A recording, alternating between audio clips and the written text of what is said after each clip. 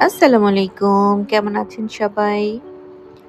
আজকে একটু অন্যরকম ভিডিও করতে যাচ্ছি। DIY এর কাজ আমার খুবই পছন্দ। আমি অফিসে ছুটি পেলেই আমি কাজ করতে মানে এইসব কাজ করতেই আমার অনেক স্বাচ্ছন্দ্য বোধ করি। প্লাস ঘরের টুকিটাকি কাজ। আর তার মধ্যে DIY এর জিনিস তো তৈরি করতে আমার অনেক ভালো লাগে। আর প্রিন্টার্স এর অনেক সুন্দর ইউনিক জিনিস দেখি। তো সময় পেলে আমি চিন্তা করি যে এরকম কিছু করার। তো আজকে বানাবো হচ্ছে ছোট মাশরুম। অনেক কিউট লাগে মাশরুম জিনিসটা আমার কাছে। তো প্রতিটা ভিডিও তো আসলে ওভাবে একেক সময় একেক জিনিস তৈরি করে করতে হয়েছে। যার ফলে প্রতিটা জিনিস ক্যাপচার করা হয়নি। তো যতটুকু পেরেছি আপনাদের সাথে শেয়ার করছি। একদিন আগে এটা বানিয়ে রেখেছি, তারপর শুকিয়েছি। একদিন সময় লেগেছে শুকাতে। তারপর রং করছি। সাথে আমার মেয়েও ছোট পুতুল বানিয়েছে। এই তো মাশরুম জিনিসটাই আসলে অনেক কিউট লাগে। আর নিজের মনের মতন রং করা যায়।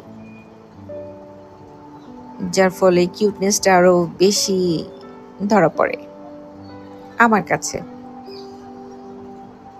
তো আমার মেয়ে বলছিল, "মা তুমি এভাবে করে তৈরি করছো, একবার মনে হচ্ছে এটা স্ট্রবেরি, আর একবার মনে হচ্ছে মাশরুম। শেপটা মাশরুমের মতন কিন্তু সবকিছু দেখে মনে হয় এটা স্ট্রবেরি।" আসলে বাচ্চা মানুষ তো স্ট্রবেরিটা পছন্দ করে, এই জন্যই সবকিছুতেই লাল মাশরুমটাকেও স্ট্রবেরি ভাবছে। এই তো সুতা দিয়ে এটাকে হ্যাঙ্গিং করছিলাম। রং করার পরও আমি শুকিয়েছি ৫-৬ ঘন্টার মতন। তারপর একটু স্প্রে করে দিয়েছি, গ্লসি স্প্রে।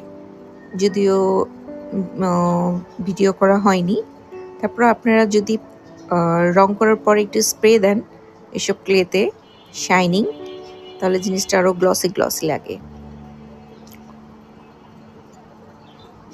এই তো অলমোস্ট রেডি।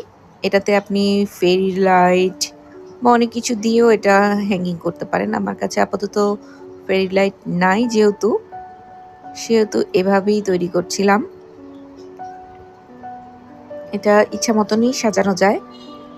তো আপাতত এটা আমি এই টেবিলের সামনেই হ্যাঙ্গিং করলাম ফ্লাওয়ারের সাথে। ভালোভাবে না দেখলে আসলে বোঝা যায় না যেখানে মাশরুম ছোট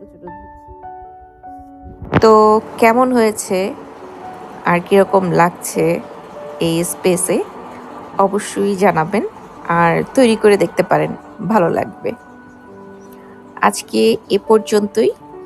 সবাই ভালো থাকবেন, সুস্থ থাকবেন। আল্লাহ হাফেজ।